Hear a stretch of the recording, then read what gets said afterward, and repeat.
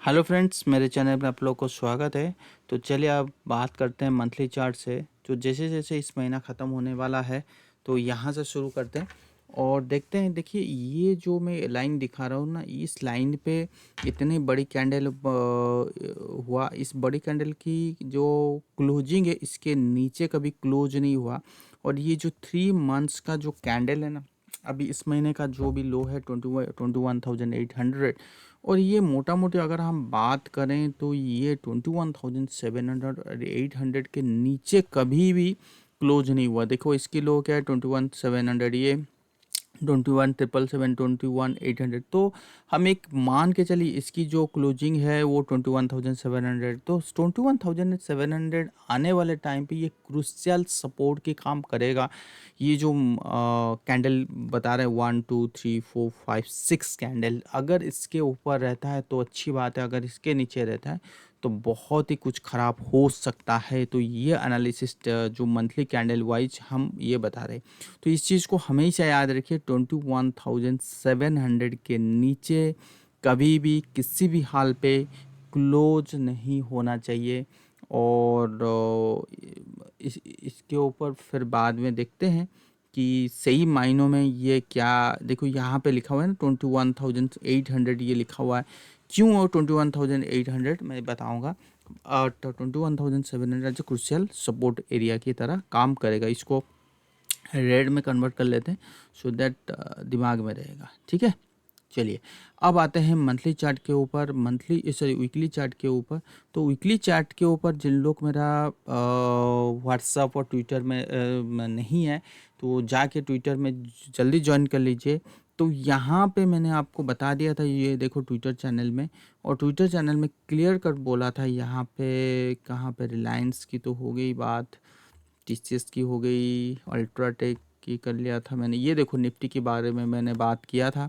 और ये कौन सा दिन, 12 बजे 34 मिनट में 23 को मैंने किया था, जबकि मार्केट जो है वो 23 को थर्सडे था। और मैंने पहले जो मैंने पिछला वीडियो मैंने ये कहा था कि मार्केट किसी भी हाल पे इस हाई के ऊपर क्लोज नहीं होने वाला है। मैंने पता नहीं ये क्यों नहीं ओपन हो रहा है, चलिए देखते हैं बाद में। ठीक है, तो यहाँ पे क्या दिखा रहा है, लिखा है if closes above 22,800 crucial resistance area then will see good upward rally towards 24,000 note. ठीक है, तो ये चीज़ मैंने 12 बजे 34 मिनट में कहा था। और ये देखो, ये था उस दिन का डेली का कैंडल, और ये था उस दिन का डेली का 23। और उस टाइम पे चल रहा था 21,740 के करीब चला था। इसको थोड़ा सा रिफ्रेश करते हैं सो दैट हो सकता है कि वो बाद में आ जाए। आएगा, पता नहीं क्यों नहीं हो रहा है। आना तो चाहिए। ये देखो 780 था तभी मैंने कहा था, तो तभी वो मैंने बताया था। और उस दिन का जो क्लोजिंग आया था वो 966। फिर 24 को क्यों मैंने इस चीज़ को चेंज किया, अगर आप इस चीज़ को ध्यान से देखोगे वीकली चार्ट को, तो ये जो कंसोलिडेशन चल रहा था ना, यहाँ से ये जो कंसोलिडेशन चल रहा था ये कहीं ना कहीं ख़त्म होने जा रहा है। तो आपको लगेगा यार, आपको कैसे लग रहा है कि ये ख़त्म हो रहा है। देखो, ख़त्म होने का दो तरीके होते हैं, एक होता है प्राइस एक्शन, दूसरी होती है इंडिकेटर वाइज। तो अगर आप इंडिकेटर वाइज देखोगे तो यहाँ पे लगेगा कि आपको, एक मिनट है।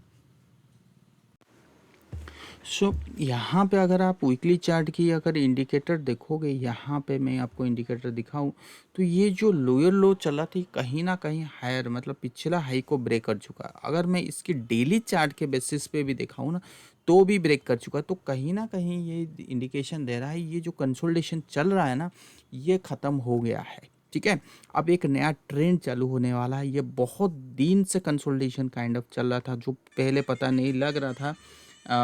तो उसके बाद तो यहाँ पे एक अच्छी खासी ऊपर के ट्रेंड चालू हो गया है। जो टारगेट अभी बन के आ रहा है, यहाँ पे देखिए क्रूशियल रेजिस्टेंस 22,800, इसके ऊपर ट्रेड हो रहा है, अच्छी बात है। ये 21,800 जो ये हायर हाई बना के आ रहा है, तो 21,000। तो मोटा मोटी अगर हम बात करें तो अगर 800 के नीचे क्लोज होता है डेली वाइज तो भी एक बियरिश का सिग्नल मिल जाएगा, और मंथली वाइज तो 700 तो कंफर्म अगर बियरिश तो है ही है। तो इसलिए मैंने 21,800 ही लिखा। ठीक है, अब ये तो समझ में आ गया। अब ये है कि इसकी जो टारगेट बन के आ रहा है ये ऑलरेडी यहाँ पे है 24,000। तो ऐसा बिल्कुल नहीं है कि यहाँ से ऐसे ही जाएगा। मोमेंटम स्ट्रॉन्ग है, ब्रेकआउट है, सब कुछ है। बट क्या होता है, मार्केट जब भी ऐसे होते हैं ना, तो कहीं ना कहीं ऊपर से एक बार छोटी सी करेक्शन आती है, छोटी सी profit booking kind of scenario आती है। अब उस सिनेरियो कहाँ से आएगा ये बताना मुश्किल है। अगर मैं इसको फिबोनाची वाइज भी बात करूँ तो फिबोनाची वाइज मुझे कहाँ तक बता रहा है कि मिनिमम जो तेज़ी होनी चाहिए वो होनी चाहिए 23,500। अब कहाँ है 23,000 मोटा मोटी, तो 500 पॉइंट की तेज़ी हो और वहाँ से छोटी मोटी करेक्शन आए टूवर्ड्स 22,800, देन उसके बाद एक फ्रेश रैली हो सकती है। बट जो ट्रेंड अभी रहेगा बाय ऑन डिप्स की रहेगी ना, शॉर्ट की पोजीशन बिल्कुल नहीं रहेगा। क्यों नहीं रहेगा? क्योंकि आगे इलेक्शन है। अगर आप चीज़ों को शॉर्ट करोगे तो इसकी आईवी जो है ना निफ्टी की, वो बढ़ रहा है और वो और बढ़ने की चांसेस है। ठीक है ना, 20 से 24 होने की चांसेस। तो इससे क्या होगा, आप नुकसान हो सकता है। तो इसलिए शॉर्ट मत कीजिए, हो सकता है बाई कीजिए। तो बट इलेक्शन दिन के बाद, मतलब 4 तारीख को इलेक्शन है, आपको 3 को कहीं ना कहीं कूल डाउन होगा, वहाँ पे बाई बिल्कुल नहीं बनेगा। चाहे आप वहाँ पे शॉर्ट ही बनेगा, तो मैं वहाँ पे बिल्कुल बोलूँगा नहीं आप शॉर्ट करो, बाई करो। बाई करने से क्या होगा, अगर आपकी फेवर में आता है, चलो मोदी आ गया, 400 सीट आ गई और मार्केट तेजी होना चाहिए, फिर भी आप लॉस करोगे क्योंकि आईवी कूल डाउन होगा। और अगर मान लो शॉर्ट की है तो क्या होता है, वहाँ पे तो प्रॉफिट ही है। बट क्या है, बहुत बार ऐसे भी है कि मार्केट के अगेंस्ट इस टाइप की इवेंट में ना एक वाइल्ड मूव भी हो सकता है। तो बेहतर है शॉर्ट की पोजीशन आप बनाएं और मोमेंटम के साथ रहे, और जो भी है फ्यूचर के साथ रहे। मतलब नेकेड शॉर्ट की ना बनाने की बात कर रहा हूँ। ठीक है, समझ में आ गया। तो ये था निफ्टी के ऊपर व्यू। और रहा अभी अगर हम बैंक निफ्टी के ऊपर व्यू दिखाएं ना, तो ये था आपकी मंथली चार्ट। तो मंथली चार्ट देखो, बैंक निफ्टी ना बहुत ऊपर तो जा रहा है, बट कहीं ना कहीं इसको रुकावट बहुत जोर से आ रहा है। ना मंथली चार्ट के वाइज कंफर्मेशन है, ना वीकली वाइज कंफर्मेशन है। मतलब कैंडल वाइज की बात कर रहा हूँ, इंडिकेटर वाइज की बात कर रहा हूँ। इसमें तेजी तो आ रहा है, मतलब 50,000 के करीब आ सकता है, बट और ऊपर नहीं जा पाएगा क्योंकि ये कहीं ना कहीं अंडर परफॉर्म कर रहा है कंपेयर टू निफ्टी के साथ। अगर आप चीज़ों के देखोगे, इसको हायर हाई बन रहा है। तो ये मैंने बताया था कि यहाँ से 49,000 पिछले वीकली चार्ट में बताया था कि यहाँ तक आ सकता है। देखो एग्जैक्टली 49,000 के आसपास आ गया। और मैं इस हफ्ते ये बता रहा हूँ, जैसे ही निफ्टी में अगर ब्रेकआउट आ गया है तो कहीं ना कहीं बैंक निफ्टी पहले से ही एक पॉजिटिव है, यहाँ पे बिल्कुल नेगेटिव नहीं है। अगर इस चीज़ को अगर आप मैं दिखाऊंगा इंडिकेटर वाइज या प्राइस वाइज, तो कहीं भी ब्रेकडाउन का सिग्नल बिल्कुल नहीं है। तो जैसे ही निफ्टी ने अपने आप को मजबूत किया है, तो निफ्टी जैसे ऊपर जाएगा तो बैंक निफ्टी जाएगा। तो मोटा मोटी अगर आप बात करोगे तो 50,000 के आसपास कहीं ना कहीं इसमें रेजिस्टेंस बनेगा। अब वो 49,000 में नहीं, क्योंकि मार्केट जो है ना निफ्टी का, वो 23,000 के आसपास है। तो 50,000 तो 500 पॉइंट तेजी होगी, तो डेफिनेटली यहाँ पे भी 1000 पॉइंट की तेजी होने की चांसेस बहुत ज़्यादा है। तो इस चीज़ की बात कर रहा हूँ। ठीक है, तो 50,000 मोटा मोटी लेके, और साइकोलॉजिकली ऑप्शन चेन वाइज 50,000 में एक अच्छी खासा ऑप्शन राइटर खड़े हैं। तो 50,000 मान के चलिए कि वहाँ तक हमें बैंक निफ्टी जा सकता है। तो उसके बाद हो सकती है छोटी मोटी करेक्शन। मैं बड़ी करेक्शन की बात बिल्कुल अभी फ़िलहाल नहीं कर रहा हूँ। तो हो गई है बैंक निफ्टी को। अगर आप ट्रेंड लाइन देखोगे तो भी 50,000 है, तो वो चीज़ है। अब आ जाते हैं निफ्टी 500 की बात। तो ऑलरेडी निफ्टी 500 में तेज़ी हो चुका है, तो 500 में और ऊपर जाने की ताकत है। जैसे मिड कैप, स्मॉल कैप, यहाँ पे भी तेज़ी अच्छा खासा चालू हो चुकी है। मेटल में पहले भी बताया था मेटल में कि यहाँ पे लॉन्गर टर्म का। ये मेटल इंडेक्स के ऊपर तो हम लोग बात कर लिए। ठीक है, ऑयल एंड गैस। देखो क्या होता है कि अब जो भी अभी तेज़ी हो रहा है ना, तो हो सकता है कि मैंने पहले भी कहा था, हो सकता है कि ये एक लास्ट तेज़ी होगा और मोमेंटम काफ़ी स्पीड होगी, मतलब तेज़ी काफ़ी स्पीड होगी। तो पहले होने दीजिए।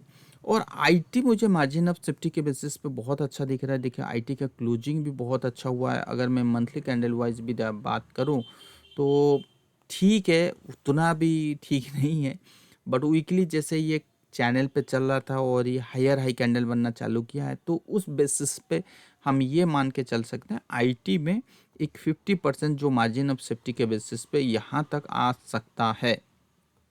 ठीक है, तो आईटी में एक अच्छी वाली तेज़ी हमें, मतलब मार्जिन ऑफ सेफ्टी जहाँ पे अगर आपको डर लगता है कि ये चीज़ और कहाँ तक जा सकती है, तो यहाँ से आप 10% की रैली आप आईटी में देख सकते हो। मार्जिन ऑफ सेफ्टी के बेसिस पे बात कर रहा हूँ।